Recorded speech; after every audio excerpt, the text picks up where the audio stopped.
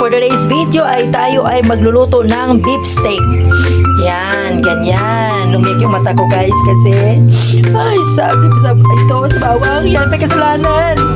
Magluluto tayo, Boss Ram. Ito yung guapahon version ng beef steak. First is, magpapainit tayo sa kawali. Tsaka lutuin natin yung sibuyas. Diba? Siyempre, meron tayong peanut butter para mas masarap kasi yung buttercup. Hindi pala siya peanut butter. Buttercup siya. Mas masarap siya iluto dito at saka lagyan mo ng buttercup. Siyempre guys, lagay natin yung buttercup.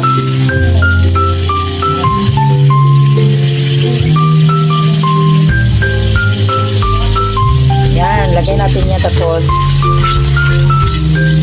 pang chef na ba, Boss Ram? Diba? Ganon.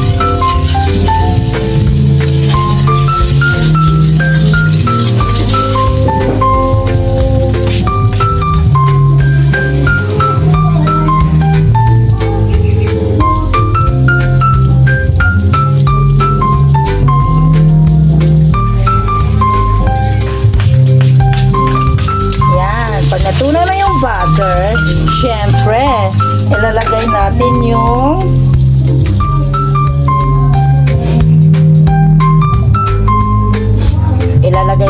yung sibuyas. Yan. Gusto ko yung ganitong sibuyas, guys. Diba? Kasi ito naman talaga yung pares ng beef steak. Ito naman talaga yung pares ng beef steak. Itong sibuyas na puti.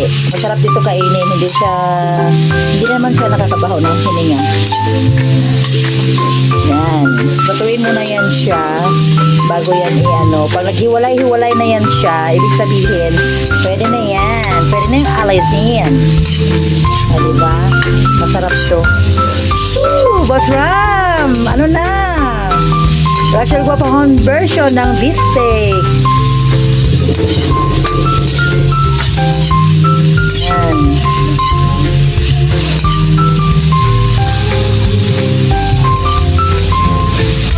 Kasi nakita ko yung kay Boss Ram na luto, kaya magluluto din ako. Ingitera ako Tsaka paborito ko to guys.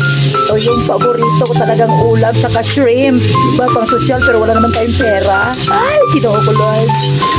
Yan. Pang social na ulam.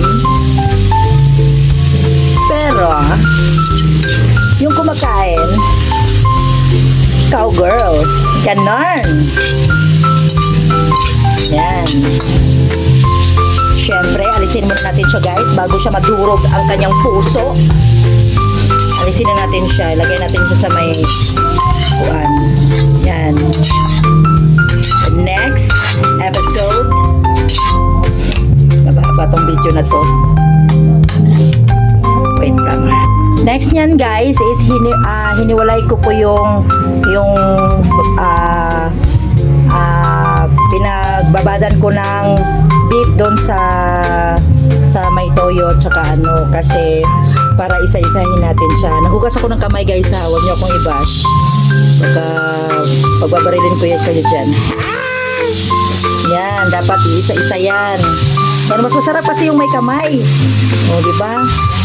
Ito yung magpakuan-kuan dyan. Yan, isa-isa. Lulutuin yan. Ganon. Pero sa mga arte kasi tayo lang din naman kakain ito. Yan, isa-isa lang yan. Malakas yung apoy. Dyan. Iprituhin yan siya guys. Isa-isa para bago ko yan nahulog. Bago ko yan siya diba inahiwa-hiwa siya ng manipis para madaling maluto kasi alam mo yung baka is matagal lutuin siya tsaka yan. Tsaka pinukpok ko yan siya ng yung parang martilyo ng beef steak ganon. Pinukpok ko siya ng parang martilyo ng beef steak talaga para madali siyang lumambot pala. Bisaya ka day. Ganon.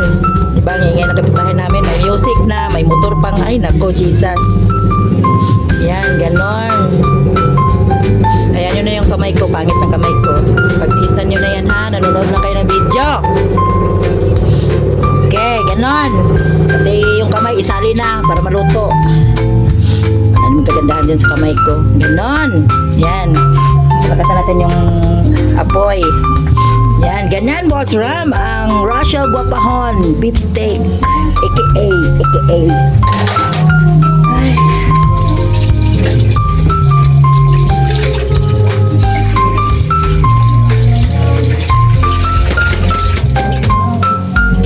Ganyan, tapos next is pag ano na siya, matagal pa yan guys, kaya wait lang natin.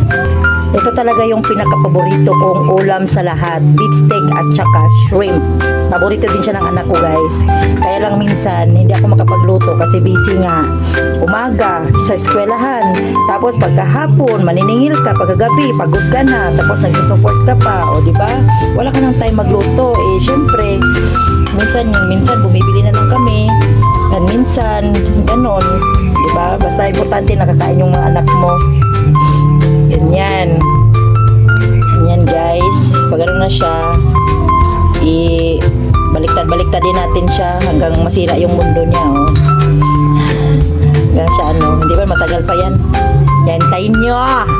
Mabilis lang yan siya maluto kasi manipis na siya. Tsaka kaya pinukpok ko na yan para maging manipis, para madaling malambot. Ganon. Nakikita niyo ba yan guys? Yan. Mabaliktarin natin yan. Dito tayo umamit ng ipit. Ay, naman yung yan, ganyan. Mabaliktarin natin yan siya. Diba? Ganon. Wait lang natin. Huwag kayo magmamadali dyan. Nagugutom na ba kayo guys? Hindi rin kayo makakain. Akin lahat to. Yan guys, natuyo na siya. Pwede na siyang anuhin. Tuyo na siya, di ba? Ang ganda ng beef steak. Ang sarap naman ito. Hingi kayo, Hingi kayo. Okay, magluto din kayo. Sabi ng anak ko guys, wow daw. Wow daw. Next guys is para lumambot yung karne ng baka natin, karne ng baka, ilagay natin yung pinagbabada natin na siya para lumambot siya at maging malasa siya.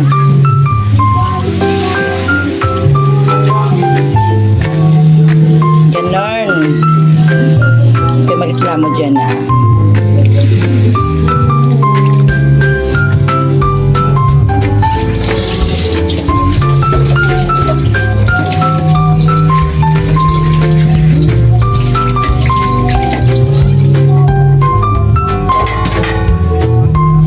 wait lang natin siya para lumambot at saka kumunti yung tubig niya.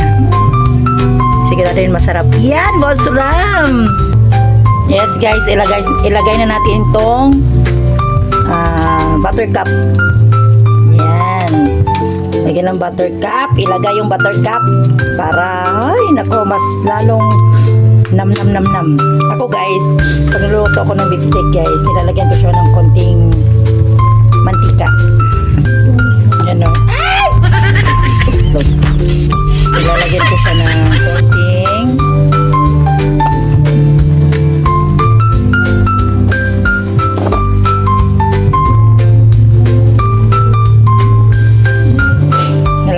ng konting mantika.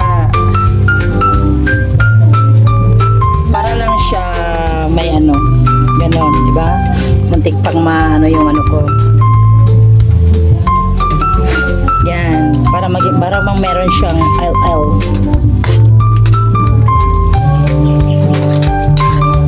Bakit madali? Yan. Meron pang Uy, naamoy ko na siya. Ganon. Wait lang natin. Konti pa. Hello guys, ang sarap. Nam.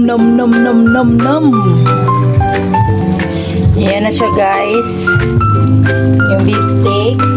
Saka ilagay na natin tong ating sibuyas.